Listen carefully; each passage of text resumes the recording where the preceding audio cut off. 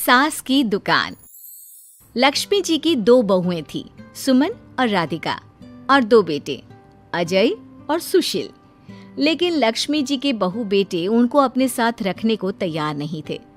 बहुओं के तेज स्वभाव के चलते लक्ष्मी जी को अपना ही घर छोड़कर एक किराए की कोठरी में रहना पड़ रहा था। कुछ दिनों से उनके बेटों ने उन्हें पैसे देना भी बंद कर दिया था। ऐसी स्थिति में लक्ष्मी जी ने अपनी जमा पूंजी से एक छोटी सी दुकान खोली। एक दिन शाम के वक्त, अजय सुनते हो, तुम्हारी माँ ने दुकान खोली है। दुकान अब इस उम्र में दुकान पर बैठेगी वो। अब क्या किया जा सकता है, माँ की तो बुद्धि सठिया गई है।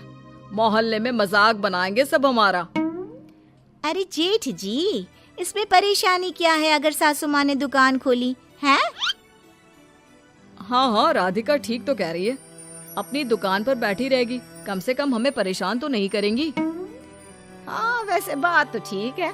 खुद के 2 पैसे कमाएंगी तो कभी कभार हमें जो खर्चा देना पड़ता है ना, वो भी देने से बच जाएंगे हम लोग। फिर किस बात की परेशानी, खोलने दो माँ को दुकान, हमें क्या। वैसे भी अपनी कोठरी में चुपचाप रह रही है ना, चाहे दुकान खोले या मॉल बनाए, हमें उससे क्या लेना देना। अगले दिन सुमन अपनी सास की दुकान पर पहुंचती है। सासू माँ, आपकी दुकान में शक्कर है क्या? शक्कर जरा 1 किलो दे दीजिएगा।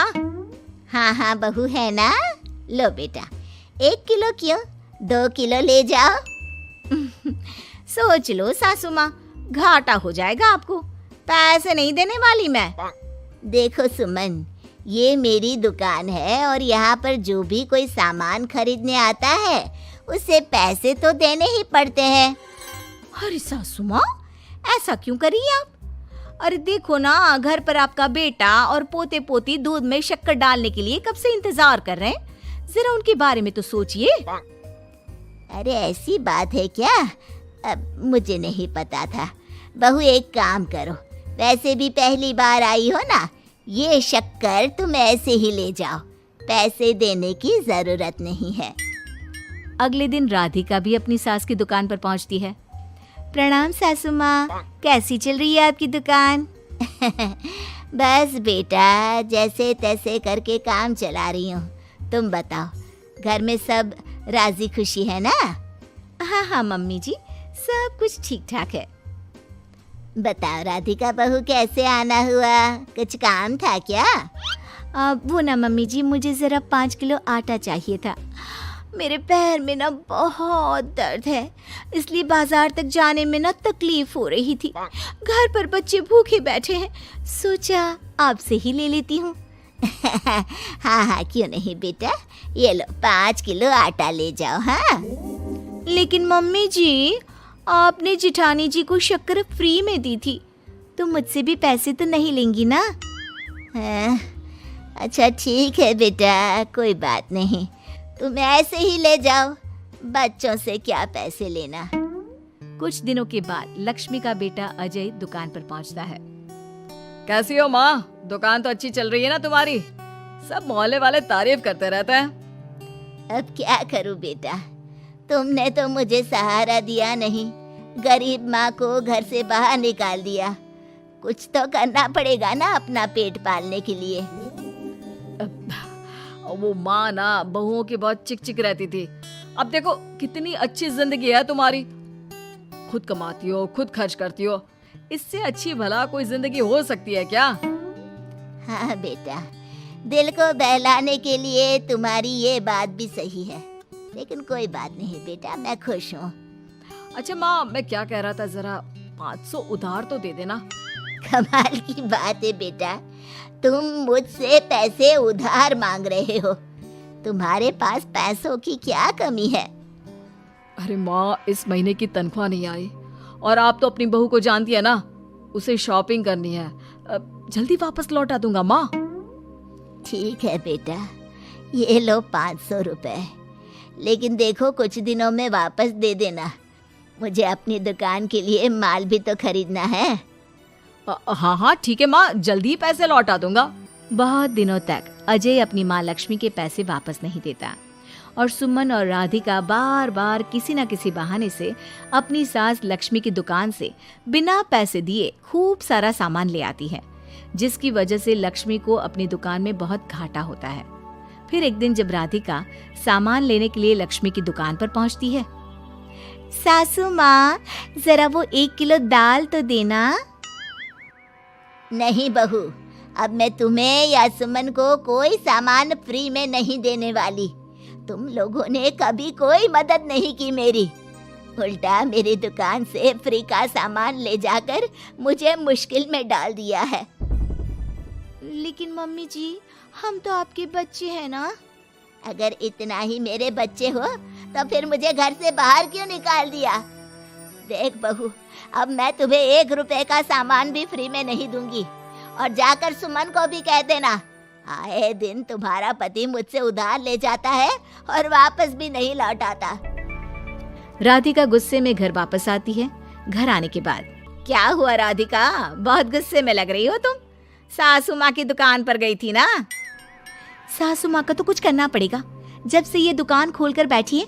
अक्कड़ तो देखो उनकी। अरे लेकिन हुआ क्या है? होना क्या है, दाल लेने गई थी, मुझे 4 बातें सुनाकर उल्टा भेज दिया, कुछ दिया भी नहीं। ये तो सासू माँ ने ठीक नहीं किया।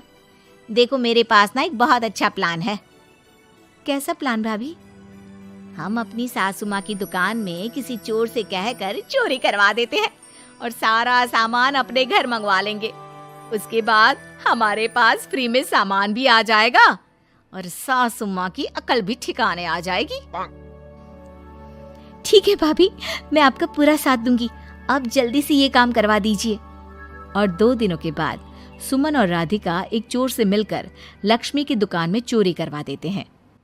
हे भगवान, ये क्या हो गया? इस उम्र में जैसे तैसे अपना गुजारा कर रही थी, लेकिन चोर मेरा सारा सामान लेकर चले गए। अबे क्या होगा? तभी वहां पर राधिका और सुमन पहुंच जाती है। क्या हुआ सासू माँ, बहुत दुखी लग रही हैं आप?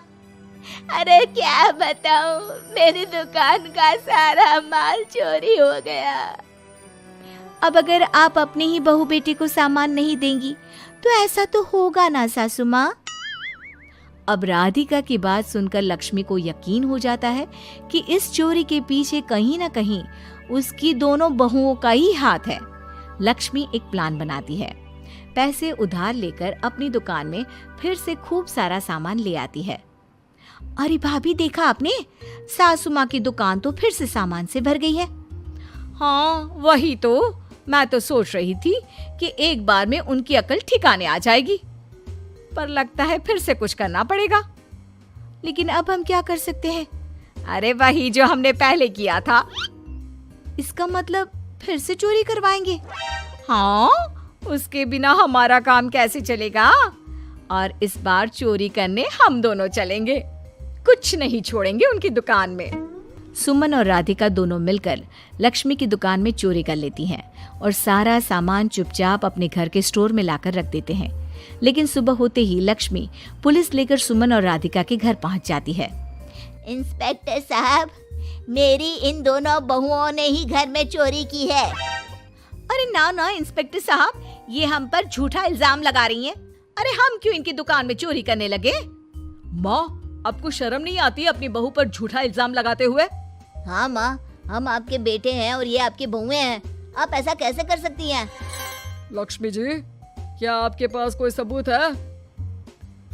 अरे इंस्पेक्टर साहब, आप इनकी बातों में मत आइए। ये हमारी माँ है और इनकी दिमागी हालत ठीक नहीं है, इसीलिए तो हमसे अलग रहती हैं। इंस्पेक्टर साहब, मेरी दिमागी हालत बिल्कुल ठीक है और मेरे पास इन दोनों के खिलाफ बहुत बड़ा सबूत है। बताइए, क्या सबूत है आपके पास? आप जरा मेरी दोनों बहुओं के हाथ पानी से धुलवा दो, फिर सब कुछ साफ साफ पता चल जाएगा। अरे हाथ पानी से धोने से क्या होगा माँ? आप दोनों मेरे सामने अपने हाथों पर पानी डालिए। जैसे ही राधिका और सुमन अपने हाथ पानी में डालती हैं, उनके हाथों का रंग लाल हो जाता है और ये देखकर सब लोग हैरान रह जाते हैं।